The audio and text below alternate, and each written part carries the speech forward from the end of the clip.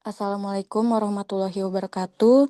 Perkenalkan, kami dari kelompok 4, terdiri dari saya, Anggita Sari, lalu ada Nadia Clarita Imuri, Muhammad Torik RH, dan Fauzi Adi Chandra. Di sini kami akan mempresentasikan tugas kami. Eh, Lalu dilanjut oleh Torik. Terima kasih. Oke, selanjutnya di sini saya akan memperkenalkan identitas dari jurnal atau artikel tersebut. Judul jurnal adalah Bahasa Indonesia sebagai alat komunikasi kehidupan sehari-hari.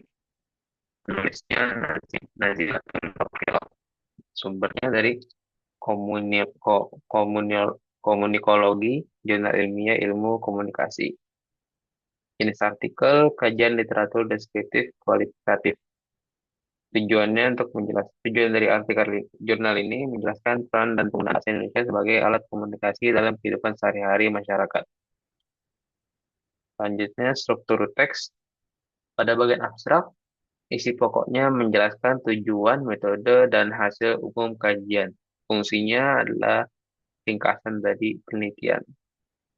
Kemudian pada pendahuluan, terdapat latar belakang keberagaman bahasa dan pentingnya bahasa Indonesia. Fungsinya mengantar pembaca pada masalah. Kemudian pada bagian metode penelitian, metodenya deskriptif, pendekatan kualitatif, kajian pustaka. Fungsinya menjelaskan cara analisis dari tema jurnal tersebut. Kemudian selanjutnya pembahasan, peran bahasa, isi pokoknya peran bahasa, fungsi komunikasi, tiga fase perkembangan bahasa Indonesia, pengaruh bahasa gaul. Fungsinya menjawab tadi pertanyaan penelitian jurnal tersebut. Dan pada bagian kesimpulan, isi pokoknya itu menjelaskan tentang pentingnya bahasa Indonesia, tapi belum optimal dalam penggunaannya. Fungsinya untuk menutup hasil kajian. Dan kemudian terakhir ada perpustakaan edisi sumber-sumber dari yang ada di jurnal ini.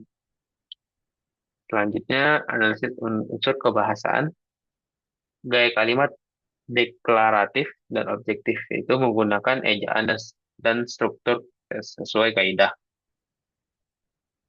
Eh, Sesuai kaidah EED serta istilah akademik yang tepat. Kemudian kedua, gaya kalimat deklaratif dan objektif. Kemudian yang kedua, ya kalimat deklaratif objektif, yang artinya penulis menyampaikan informasi secara langsung tanpa memasukkan opini pribadi. Hal ini penting karena artikel ilmiah harus bersifat netral dan berdasarkan data. Gitu. Kemudian yang ketiga, teknis linguistik itu menggunakan banyak istilah linguistik yang menunjukkan bahwa artikel ini ditulis dalam bahasa komunikasi. Kemudian tanpa kata ganti orang pertama. Maksudnya adalah seperti di sini penulis juga tidak menggunakan kata ganti orang pertama seperti saya atau kami. Tujuannya adalah agar tulisan tetap objektif dan berfokus pada isi pembahasan, bukan pada pandangan pribadi. Kemudian selanjutnya, penulis menggunakan konjungsi logis seperti selain itu, karena itu, namun dan sehingga untuk menghubungkan ide-ide agar alur pemikiran tetap runtut dan mudah. Kemudian terakhir, artikel ini tergolong kalimat-kalimat pada artikel ini tergolong efektif dan sistematis karena setiap paragraf satu ide bersamaan dan disusun secara beruntutan dari pendahuluan sampai kesimpulan. Kemudian ke kekuatan kekuatan struktur sistematis dan sesuai kaidah penulisan. Artikel terstruktur dengan sistematis, dimulai dari abstrak, pendahuluan, metode pembahasan, kesimpulan, dan daftar pustaka. Pada kalimat pada pada halaman 102, metode yang digunakan dalam penulisan jurnal ini adalah metode deskriptif dengan pendekatan kualitatif. Menunjukkan penulis mengikuti format penulisan ilmiah sesuai kaidah penelitian sosial. penggunaan istilah seperti kajian pustaka, analisis literatur, metode deskriptif menunjukkan konsistensi akademik. Argumentasi logis, argumen utama didukung oleh teori linguistik dan komunikasi. Jadi beberapa sumber akademik contoh pada kalimat di halaman 104, bahasa merupakan alat komunikasi paling efektif dalam menyampaikan pesan, pikiran, perasaan, tujuan kepada orang lain. Ini memperkuat argumen dengan sumber ilmiah aktual. Artikel juga menghubungkan konsep bahasa dengan fungsi sosialnya seperti pada halaman 104. Fungsi bahasa sebagai alat komunikasi manusia mencakup 5 fungsi dasar. Yang mengutip dari share dalam Dia dan Wulandari 2015. Menunjukkan analisis konseptual yang kuat dan relevan. Kemudian selanjutnya untuk slide selanjutnya akan dilanjut oleh teman kami Anggita Sari.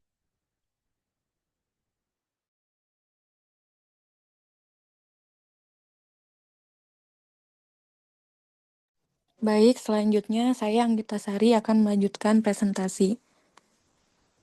Kekuatan nilai kebangsaan. Penulisan penegasan fungsi bahasa Indonesia sebagai alat pemersatu bangsa dengan rujukan sejarah nasional. Kalimat di halaman 103, keberadaan bahasa Indonesia ini menjadi salah satu alat komunikasi yang dapat mempersatukan perbedaan yang ada, seperti dijelaskan pada butir ketiga Sumpah Pemuda. Kekuatan ini menunjukkan nilai nasionalisme dan kebangsaan yang kuat. Kekuatan gaya bahasa dan ketepatan istilah. Bahasa yang digunakan formal, lugas, dan mudah dipahami tanpa kehilangan nuansa ilmiah. Kalimatnya terstruktur dan konsisten, menggunakan bentuk pasif akademik seperti penggunaan bahasa Indonesia dalam kehidupan sehari-hari masyarakat masih belum maksimal. Kalimat seperti ini memperlihatkan kesadaran penulis terhadap objektivitas ilmiah. Next.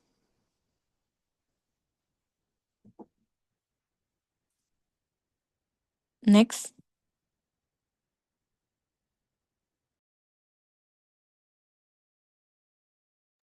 Lalu di sini ada kelemahan, repetitif dan kurang fokus.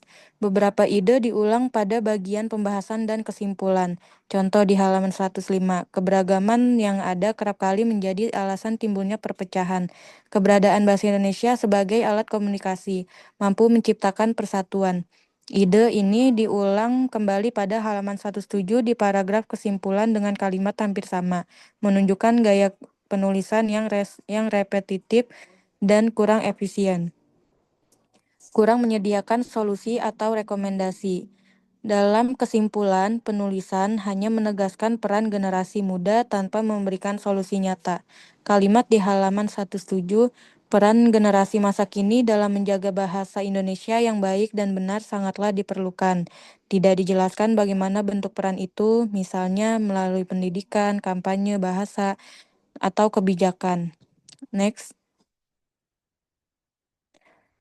Keterbatasan ragam referensi, halaman 107 sampai 108. Daftar pustaka hanya mencakup 5 sumber utama, sebagian besar terbit antara 2018 sampai 2022 dan semuanya berbahasa Indonesia. Tidak ada rujukan internasional atau teori linguistik global. Padahal tema bahasa dan komunikasi bersifat universal. Ketidakseimbangan pembahasan. Halaman 104 sampai 106. Porsi pembahasan tentang bahasa gaul cukup panjang. Kurang lebih 2 halaman dibanding analisis fase perkembangan bahasa yang hanya satu paragraf. Contoh kalimat dominan di halaman 106. Penggunaan bahasa gaul yang semakin sering akan mengancam kedudukan bahasa Indonesia sebagai alat komunikasi bangsa. Membuat fokus tulisan lebih condong ke fenomena sosial remaja bukan analisis linguistik murni. Next. Nilai keilmuan dan kebangsaan. Keilmuan metode ilmiah menggunakan metode deskriptif kualitatif melalui kajian pustaka. Halaman 103 landasan teoretis. Mengacu pada teori dari Cher, Pateda, Mailana, dan Sudaryanto tentang fungsi bahasa dan komunikasi.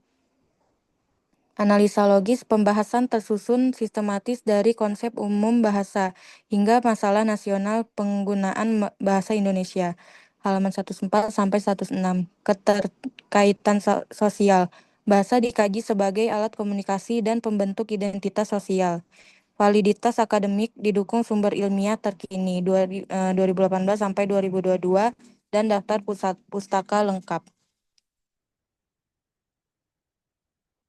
Next.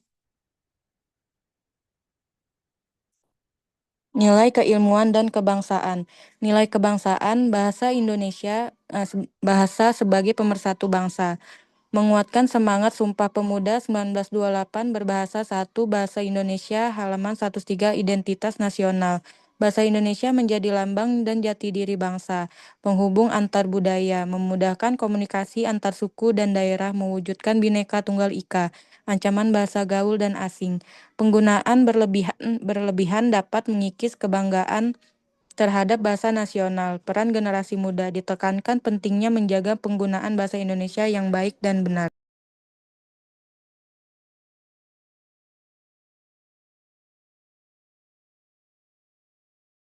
Next.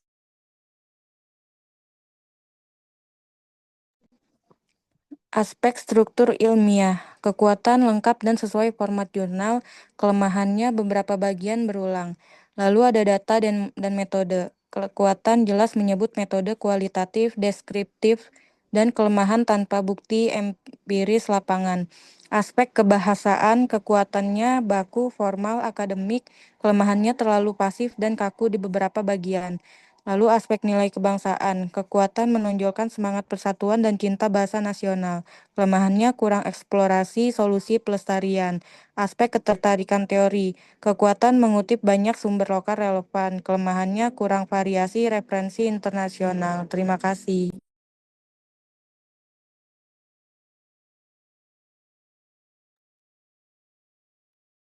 Baik, saya akan melanjutkan nilai-nilai keilmuan dan kebangsaan. Aspek fokus utama nilai keilmuannya analisis bahasa Indonesia sebagai alat komunikasi ilmiah dan sosial. Nilai kebangsaan bahasa sebagai pemersatu identitas sosial. Aspek landasan teori linguistik, metodologi ilmiah, nilai kebangsaan Undang-Undang 1945 Sumpah Pemuda, Pemersatu Bangsa. Aspek sikap yang ditanamkan, nilai keilmuannya kritis, analitis, berbasis data, nilai kebangsaan nasionalis, bangga bahasa nasional.